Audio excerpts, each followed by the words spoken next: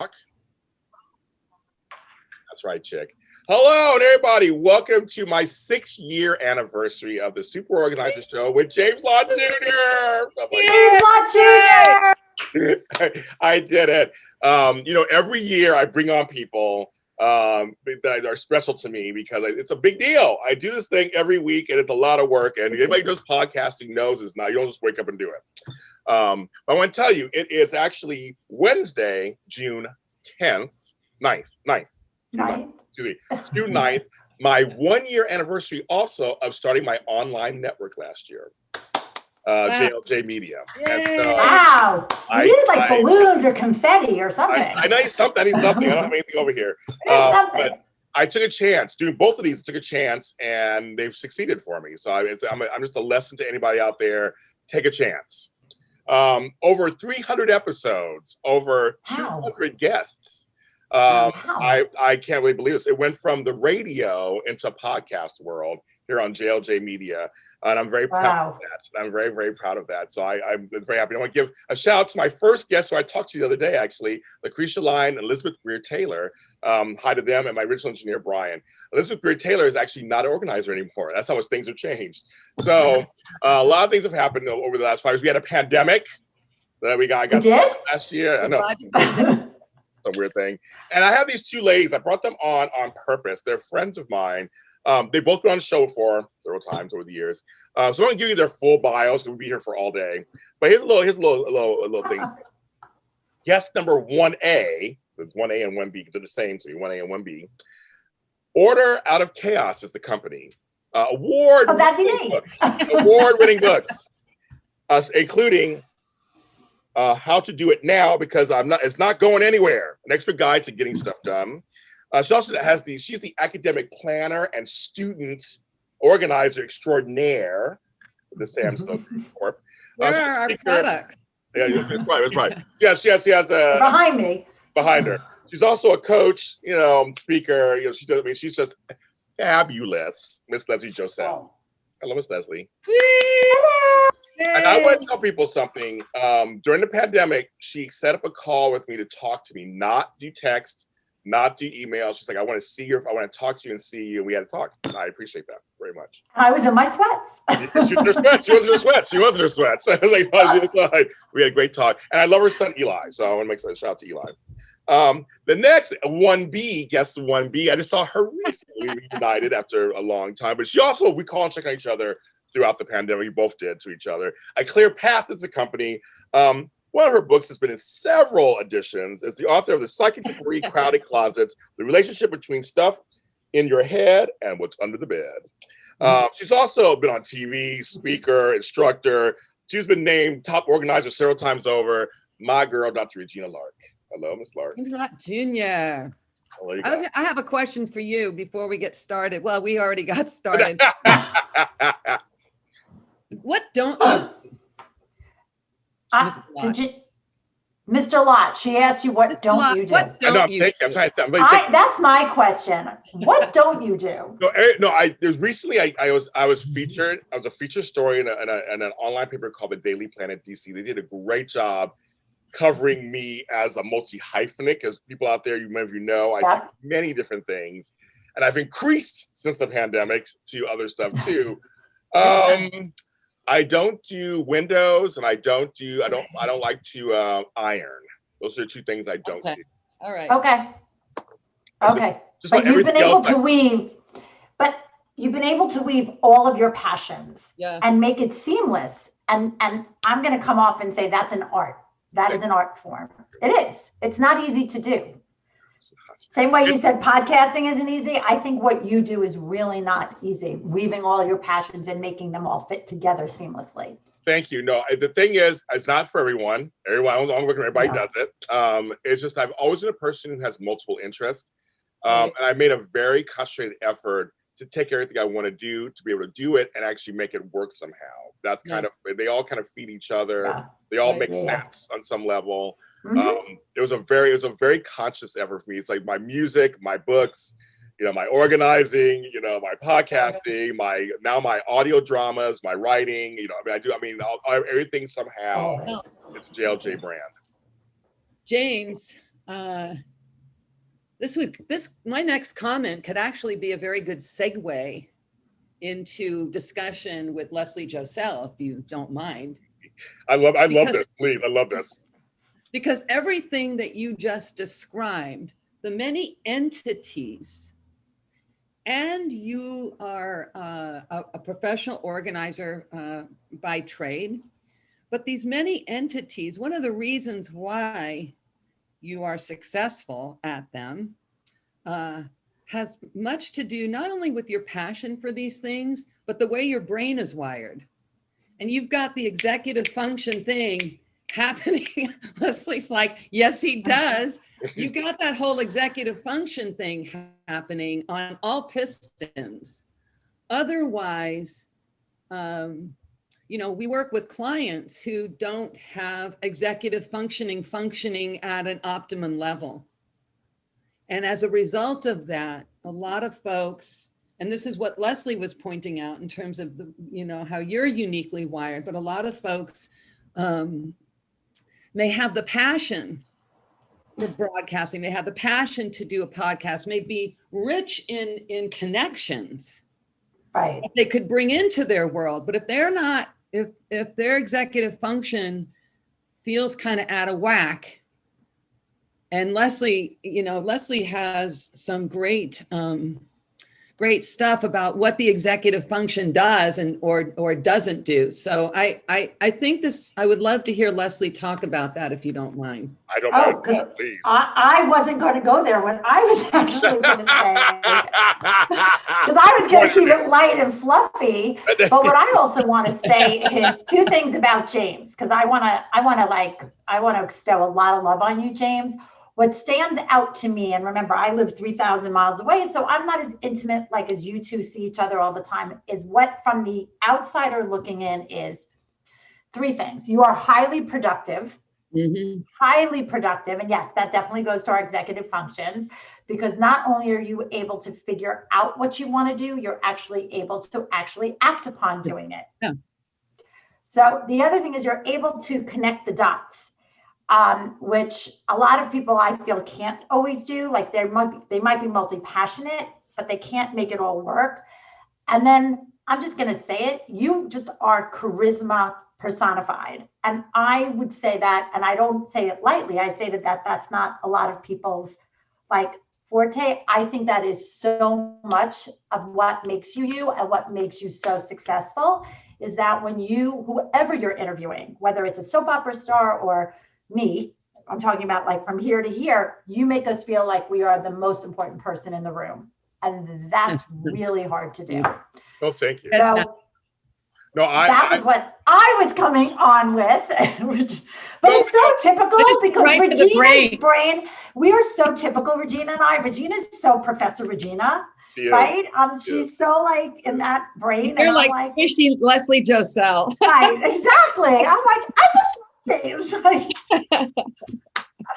And this is why I love you guys. And that's why I love Regina, because Regina is very, you both are very similar. Regina is very professorial. She is. And that's why I like talking to her, because we have great conversations about certain things. You're like, oh, okay, I never thought of it that way before. That's really interesting. Right. And she and I have had that talking, and she's like that. And thank you for saying that, because I when it comes to doing these interviews, especially when it comes to interviews, you're right. I interview people from musicians to big celebrities to small, to people who's new in the business.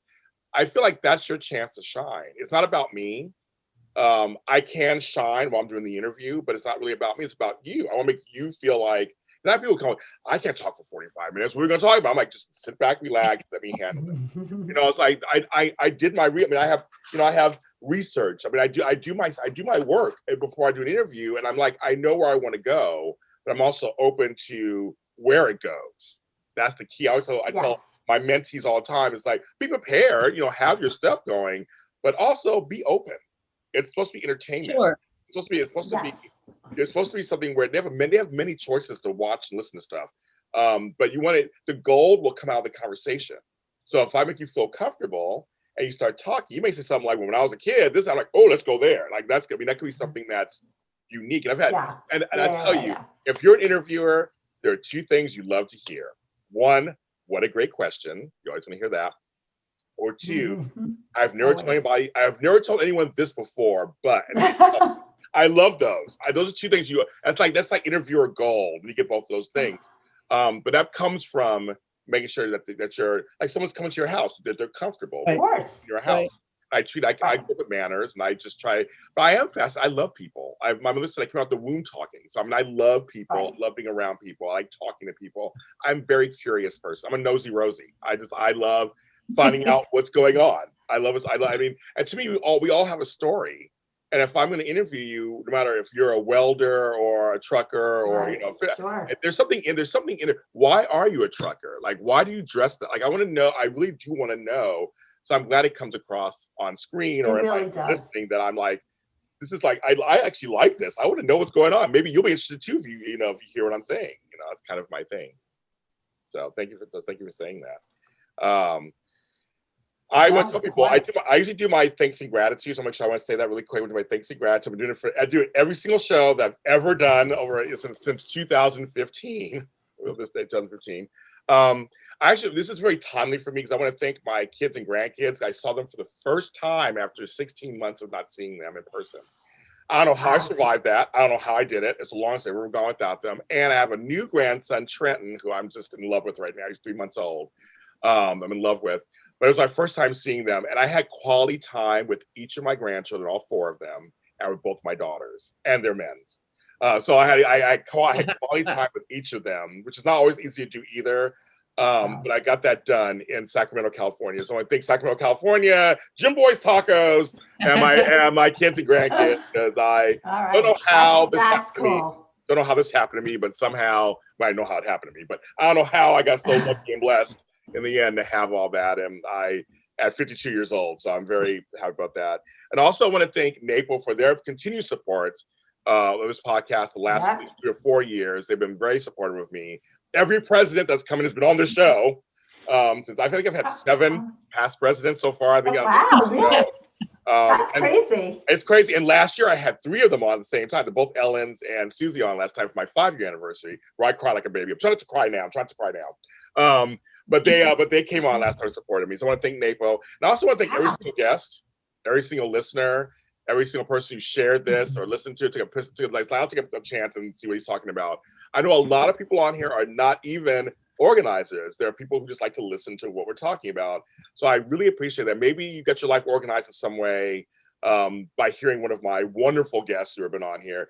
I love this business so much. I will never leave it completely because it's such a vast, you guys know this, such a vast, wide open industry. There's so many people, it's doing so many amazing things. And I'm glad we're recovering from the shutdowns and lockdowns of last year. I know we're all a little scared. So that's my thanks and gratitude for this episode. And also want to thank Spreaker.com and iTunes and iHeartRadio and all those. I get to post this on there, and YouTube, of course, my channel. I want to ask you, I mean, why do you think, because all 3 of us have hit it off when we all met, we all hit off. Why do you think we are friends? Why do you think, what is it about us that we think I'm just kind of curious, why do you think we evolved? We're all strong personalities and strong people, but we actually really are supportive of each other, and we love each other. So what do you think? Regina, Lark? You go first. Regina always goes first. The first thing that came to mind when you said that was transparency. I bet all 3 of us are told regularly by the stranger that we meet, I like you, you're really transparent. Yeah. Yes. It's that's interesting. Yes. It's very I don't know. I get that a lot, and I get that a lot from the 2 of you. So that was my at first blush. I think transparency and funny. Yes, but we laugh. Okay, so I'm gonna go next because I'm the guest. Yes, Miss Josel. So totally what Regina said, totally, I get that all the time. Like, you're very open, you're totally transparent, right? But for me, again, this is me being a straight shooter. You 2 are really smart, and I gravitate to smart people. That's just, I'm sorry for those, I'm not offending anyone because I'm not saying, right, no, to me, smart is a turn on, and I want to be in the company of people that are super smart. So that immediately is why not immediately, but that is definitely what attracts me to you two. And interestingly, it's because you're not like me. I think I am, Regina, I always say Regina and I are yin and yang. Like Regina brings out things in me that no one else does. She complements so many things that I'm not, and I feel you too. And I tend to be attracted to people that are not like me, because more of me is way too much to handle. You don't want to be, I know, it's true. Could you imagine? Like I say, my sister is me caffeinated. Could you imagine? Seriously, could you imagine that? So like, this just works for me. So that's it. But not like me, and very, very smart people. Another one is our entrepreneurialness. Yes. She had to go cerebral. Because it's true. So I can go to either one of you for a variety of things, because you've got your hands in a lot of pots, and both of your individual pots are pots that I don't necessarily possess. And I don't know what you get from me, but I know what I get from the two of you. And it's James sent me contacts for, both of you sent me contacts for people who are in the spaces to help me launch my next book. You know what I mean? And I don't have that.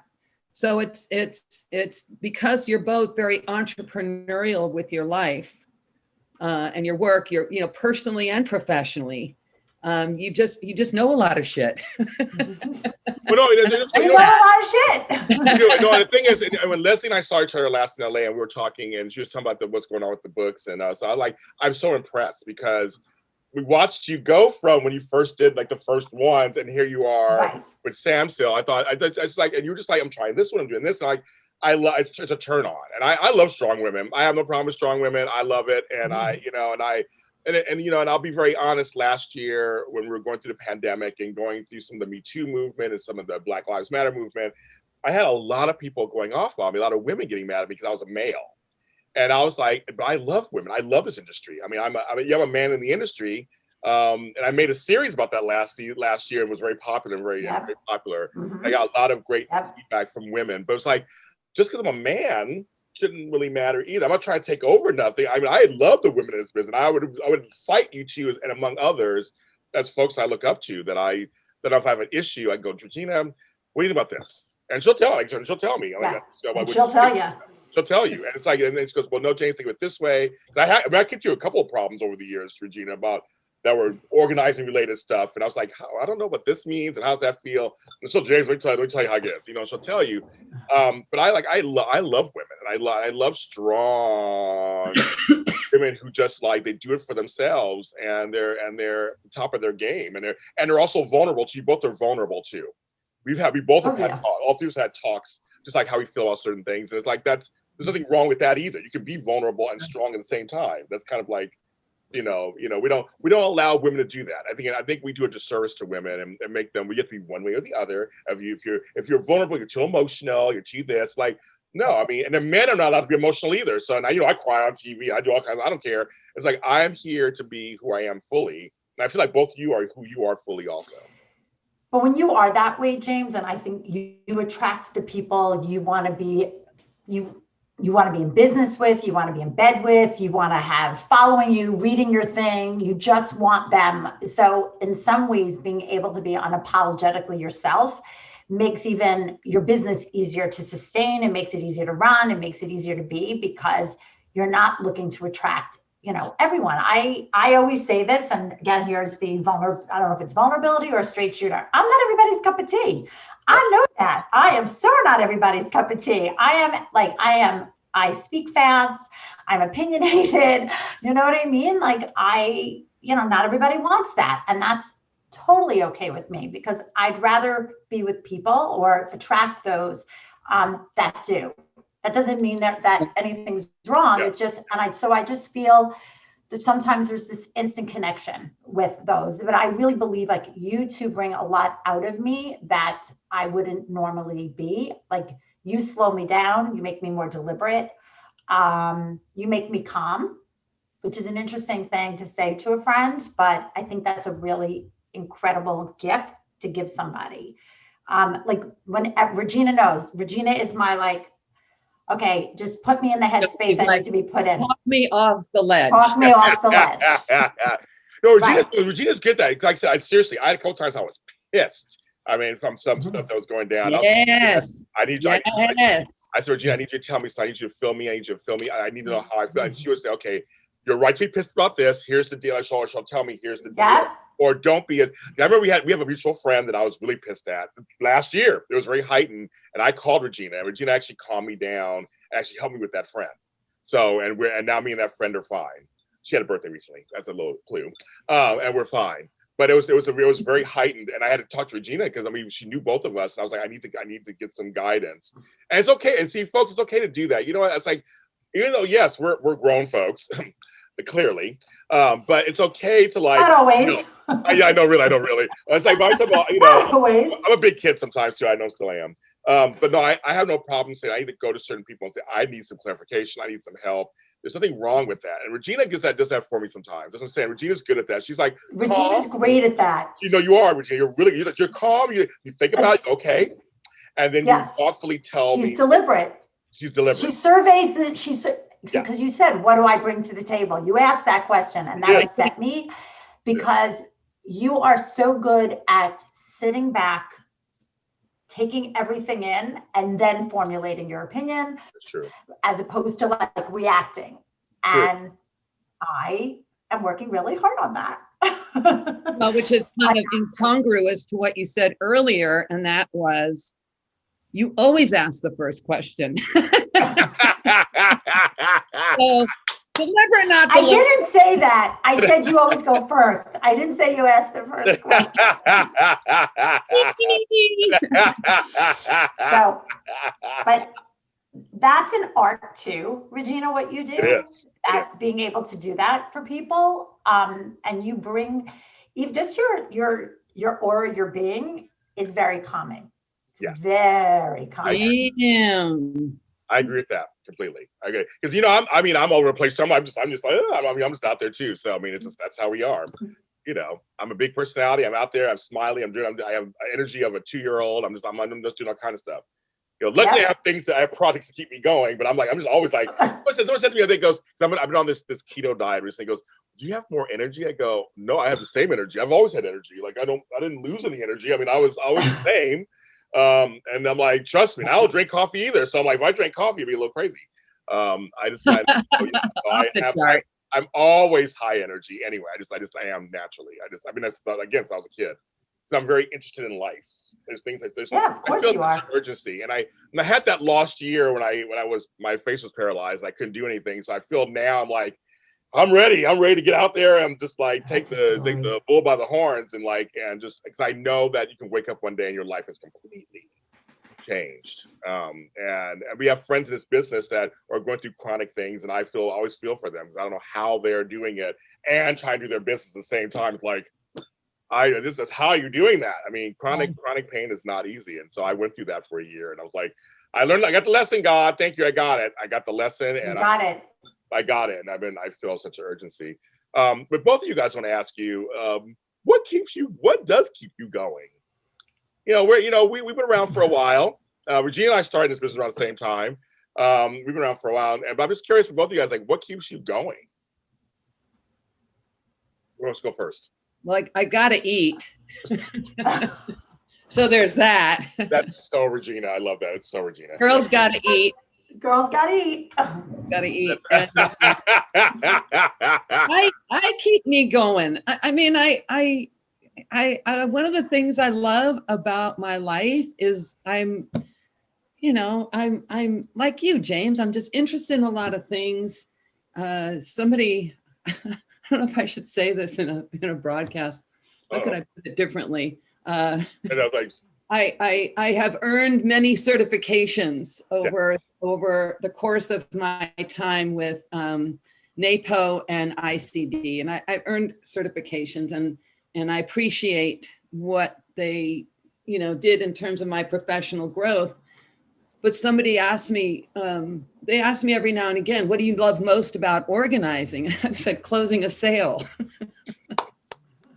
Because that keeps me going. And closing a sale allows me to fund my many projects and have good vacations. Yeah. Closing a sale also means that our clients are about to get amazing, amazing service to deal with a problem that has plagued them usually for a very, very long time. Yes. So closing a sale has many layers to it for me.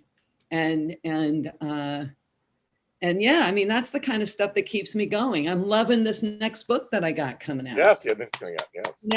I mean, so, and so it's like, I don't know, Leslie, if you did this after your last book that you released last year, if you have a what's next? Yes and no, actually. So I'm going to answer the question. I'm going to answer James's question. Yeah. Yes, a girl has to eat, but I'm actually trying not to eat as much as I used to. So there's that. But I think for me, and I know this is going to sound really like hokey, but it's true. I work every single day with either students that are neurodiverse or their parents, and I am one of them. Right. So I'm just bottom line, I love what I do. I love what I do. I love who I serve or we serve. And I love that every day is different. And I'm kind of like you, James, and you too, Regina. Like I'm a multi-hyphenate also. So there could be a day that I'm coaching, and the next day I could be literally running my business. And the next day I'm speaking, and the next day I'm writing my columns for Attitude. And the next day I'm working on a collaboration with Samsel or another company. Like no 2 days are ever the same. And I know me well enough to know that if every day was the same, I don't think I would have lasted this long. Same here. And that is like really true. Like, and I know disparaging, a lot of people ask me, not like what keeps you going, but why so many hyphenates? And there's a lot of reasons for that. I feel like you should never have all your eggs in one basket. There's the business there's the business side of that answer, but then there's the holistic and the personal side. And the personal side is that I would be done. Put a fork in me. It would be done because I'd be, sorry. But it would be. I would, if I was either writing all day long or coaching all day long, I would have been burnt out. So there's a natural refresher because you get a break, you get a change. Yes. So there's that. And then, so that's my answer, Regina. And then what's next is, what's nice is there doesn't have to be another book right now. There was one a year ago. There can't be legally, but the point is there's other things in my business that when you're writing a book, by sheer nature of it, other things stand still or have to be on pause. Maybe that's the better way of saying it. There's a pause to them. So now that that's done, you kind of turn right and go, what did we neglect? Or what other initiative did we want to do that we didn't have time for? So that's kind of where we are now, is going back to the things that not only got put off because of writing a book, but also be a virtual global company dealing with parents with kids that are neurodiverse during a pandemic. There was no time to do anything but serve our community. Right. So we're finally taking a breath now and going through and saying, wow, we never updated our parent education library. We never changed that ebook that we wanted to do. We never finished our collaboration with this. So that's what's next right now. That's a good question, though, Regina. That was a good question. It's a really good question. Yeah, no, it's because you're right. Because see, in our business in Hollywood, you're as good as your last show. You're as good as your last book. You're as good as your last song. That's how they treat you, and that's how it's always what's next, right? And I took the last 3 weeks off because I was like, I need to get off the hamster wheel. I've been for the last year. There are many folks in the pandemic who didn't do anything, obviously, and they didn't do anything. But I chose, and I felt, again, a girl's got to eat. So I had to eat too. Or drink. or drink, right? Or drink. But I had to figure it out too. I had to figure it because I had my world in Hollywood and organizing stopped at the same time, March 17th. Everything stopped. And I had to figure it out. But I'm tired. I'm like, I am tired. I said, I have nothing ethereal talk, nothing existential. I'm just tired. James Law Jr. needs to stop for a second. And that's okay too, right? I mean, I earned it. I earned the time to take off. You have earned it. Right. And so that was something too. But Yes. but you're right. Exactly. Same thing for me, Leslie. My days are different. Tomorrow, I'm a producer of a TV show that's going on Disney. And so I'm going to be doing that all day tomorrow. So that's like, but on Friday, I have an organizing job. It's like every day. I'm talking soaps on Sunday. The 8 daytime Emmys or this. I'm like, so everything is just different, and even my clients are different. One client we're cleaning out a shed and trying to figure all that out. Another client, it's a closet, and we're trying to figure that out. Another client, it's organizing her desk. Every day it's just different, and I think I would seriously dry up and die if I had the same exact job. Me every too. day, day in, day out. And for folks who have that, I know I have friends that love that. Monday through Friday, they know what they're doing. Saturday, Sunday, they have off. They love it. For me, that's just not. It's not for me. It's not for me. It's not for me either. No. It's not for me either. So I'm on your page 100%. But ladies, so we did survive one of the strangest times in our history. I want to ask each of you, what is one thing you learned about yourself? It could be professional or personal. Just learned about yourself, at least one thing during this last whole season of COVID. And either one can start at any time. Well, I know what I've learned. Okay, girl, tell us, girl, what did you learn? What did you learn? I learned, and this is to Leslie. When did you start Order Out of Chaos? What year? 2004. Okay. So I've learned that all of us survived a recession and a pandemic. Yes. All three of us did do that. Yes. Yeah. People thought I was crazy when I started in 2008. They're like, "What are you doing?" I started in 2008, and I said, "The girls got to eat." Me too, Regina. A girl's got to eat. I was like, "No, seriously." My God, girls got a corporate job, James, to do your own business. They thought I was crazy talk. But what I learned about Regina, I've learned this past many months, is that I have crazy good emotional and mental well-being. Ooh, okay. Yes, she does. I do. Okay. I feel very fortunate that I've got good mental health and good emotional health and physical health, but being alone and all what that means, and not having contact and not having touches and all of that, I'm okay. I really am. I'm really okay. And Regina, that is key, Regina. I'm sorry to cut you off for a second, but I just want to say that is key, because this last year was very strange for a lot of us who don't have a partner, who don't have, like I couldn't see my kids. I don't have a partner. And there was about 90 days or so I was home alone. The first part I had no one. So I know we saw you walk your garden. My garden, remember? It's just me, my garden. Yes. Me, my garden. I had to leave my perimeter. But we were walking the yard. On the yard, but that's a serious thing. It was funny. Serious thing, Regina. Go right ahead. I availed myself to a mental health therapist for like 3 months, maybe. Yeah, it was about 3 months, and it was because there was nothing wrong. Okay. And I just wanted to check in about stuff, and what that time did, because I've gone to therapy many times over many years, different things that come up. So I'm not adverse to letting it all hang out and, going deep. But this was so confirming for me when it came to understanding that I do have good emotional and mental health, and that because we work with clients that don't, and that it's hard out there. And true. Yeah, yes. really, really hard. That's good. I didn't learn that.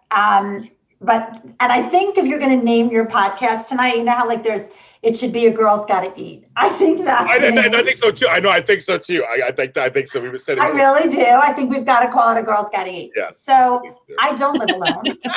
I do not live alone. I do have a partner. Yeah. But for me, it was the opposite. Our children were flown and grown. We were empty nesters for years, and everybody came home to roost, which was a really, in some ways, I took it as a blessing, because you'll never in my wildest dreams would I've ever thought I would ever get that time with at the time, my 22-year-old. I mean, when the pandemic hit, I had a 22-year-old and a 26-year-old. Never to ever think that they would come home to be here. So in some ways that was amazing, just as a sidebar, just being able to like have your adult children around who are adults, and forge that kind of relationship and have that time to impart one last, thing before the pandemic. It's like almost like racing. But what I really learned about myself was that I could sit still. Mm-hmm. And so I think Regina's going to shake her head and go, I know exactly what she means by that. Right? Because I, in the 5 years prior to the pandemic, probably was half home and half on a suitcase in an airport going somewhere. Yes. Always not around, always racing and running. And I'm sure a therapist would have a field day with me, but not so, because I actually literally had to sit still, right? Where the heck was I going? I live in New York. I was going nowhere fast. And I had to get comfortable with that right away. Like watching every trip, cancel. And I think what I learned is it actually feels really good, because it enabled me to slow down. It enabled me to be calmer. It enabled me to put some routines in place for my well-being. Like I've never eaten better. I've never exercised more. I've never taken better care of myself. So that's personally what I've never watched more TV and loved it.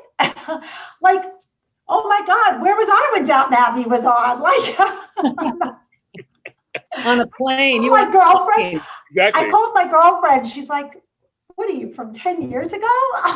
Leslie, I'm the same way. I caught up so much TV last year. I was like, they're like, that show was over like 10 years ago. I'm like, oh well. I mean, I was busy. Oh well. I was busy working. I was busy working. And then professionally, I actually found that the pandemic, now you have to remember, I'm a virtual company, global parent education. So knock on wood, there was no pivoting. We just did more and served more. But what it allowed us to do is I found that I was more creative. I threw more caution to the wind. I not cared less about the people we served, cared less about, like a year ago, if the technology had failed, I would have been in the fetal position. Now, oh well, whatever, it'll be what it'll be. Like, and because of that, we were more creative, could do more things, serve more people, and have more fun, if you can believe it, during a pandemic doing it. So. That's what I learned. And so as we actually wrap up this episode, I can talk to you guys forever, of course. I learned that I am a thriver, and that's one of the things I was very. I've been through a lot of things in my life, and last year really tested my professional mettle and also my personal mettle. But my professional, going, okay, James, I had a bunch of. I had Michael's, I had Barefoot Bubbly, I had Westwood One, all there working, and then all of a sudden it all ended because of the pandemic, and I was like, okay, now what? And because I didn't go in the fetal position, just go, I give up. I mean, I did a couple of days cry, so trust me, folks, I did cry a few days. But I found that I did have this inner strength to be a creative person towards my professional career. So starting this company, starting this phase of the company of becoming an online network, figuring out how to be an organizer and another way, using my coaching, all this stuff, music, books. I learned how to be a survivor and a thriver. And I think it was always there, but I think this last year really was like, okay, James, whatever you've learned, you got to put to good use and make it work for you in a way that can make a living, number one. But also, I'm back to the Regina thing. I love that that my mental state will be okay, that I'm doing stuff that I can believe in, stand behind, or stand beside, And I would want to do it, not do something I don't want to do either, just to make money. I mean, I had to really be careful with that. I had a few opportunities come at me, and I was like, "That's not me." I'm like, anybody else, if I did the opportunity, they would be like, "That's not James Lott Jr." They just would know it's not me. I didn't just take anything. I didn't just take anything. So there were things I had to so it really helped me look at myself in a way that was like, okay, in my 50s, going, life still continues, kids. It doesn't stop. As long as you're breathing and wake up every morning, you got to keep going. And that's what I learned about myself last year. That's great. Awesome. I love you both. I do. I mean, I admire you both, and I love you both. And I guess I can almost start crying. I'm trying to cry. But I'm just so glad you guys, when I call, you answer the phone. So back at you. In a heartbeat. You are a gem. You are really, really a gem. You do a lot for this industry. You do a lot for others. You are just special. So I'm honored that you even thought enough. I know Regina, definitely, but that you thought to go 3,000 miles away and say, I want Leslie on this show. You're a star. Trust me. You're a star, Leslie. You're a star. Trust me. You are. Trust me. You're star material, Josel. Yes. Yes. And everybody out there, thank you so much for watching the show. I hope you enjoyed our little friendship talk today. I'll be posting this everywhere, of course, on all social media platforms. There's SOS Show, James Lott Jr., JLJ Media, all streaming services from iHeartRadio to Spotify to Google and Apple and all of those. And of course, my 1-year-old online network and one of the few men of color who has one, JLJ Media. So I'm making you bring that myself too. I can do it. You can do it too. Right on, James. Everybody in this room in this Zoom call is examples of what you can follow. So thank you so much for that. Thank you, lady. I'll put underneath where you can find them. Love you. Love you.